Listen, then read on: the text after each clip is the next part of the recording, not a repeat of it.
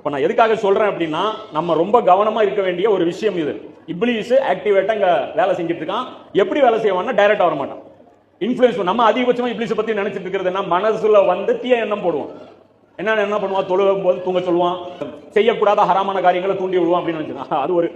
அது வந்து அவன் செய்யற வேலையில நிறைய வேலையில ஒரு வேலை தான். அது ஒரு கட்டத்துக்கு மேல நம்முடைய கல்பு ஸ்ட்ராங் ஆயிடுச்சுன்னா அவன் செய்ய மாட்டான். அவன் என்ன பண்ணிடுவான், இடத்த காலி பண்ணிட்டு போயிடுவான், வேற இடத்த பார்க்க போயிடுவான். எப்படி உமர்லியான் பத்தி சொல்லப்படுது இல்ல, உமர்லியான் இந்த வழியா வந்தா சைத்தான் இந்த வழியா போயிடறான். நம்ம ரூல் ஸ்ட்ராங் பண்ணிட்டோம்னா அவன் கிளம்பி போயிடுவான். ஆனா அவனுடைய அந்த மிஷன் இருக்கு பாருங்க, ஆதமுடைய மக்களை வந்து நரகத்துல தள்ளியா ஆகணுங்கிறது, அது வந்து கண்டினியூ ஆகி போய்கிட்டே தான் இருக்கு. அப்ப இது வந்து பாத்தீங்கன்னா மறுமை நாள்ல இப்ப இவனுடைய அந்த வாக்குறுதியை கேட்டு செயல்பட்ட அந்த மக்கள் எல்லாம் என்ன நடக்கும் அப்படின்னா, ஏன்னா பின்னாடி நம்ம பட்டியல் போடும்போது உங்களுக்கு தெரியும். முதல்ல இதோடைய பிளாஷ்பேக் மட்டும் பாத்துக்கங்க. இப்லீஸ் என்ன ஒர்க் பண்றான், அது எதற்காக ஒர்க் பண்றாங்கிறது மட்டும் புரிஞ்சுங்க. அவனுடைய பேச்சு கேட்டா என்ன நடக்குங்கிறதும் புரிஞ்சுங்க.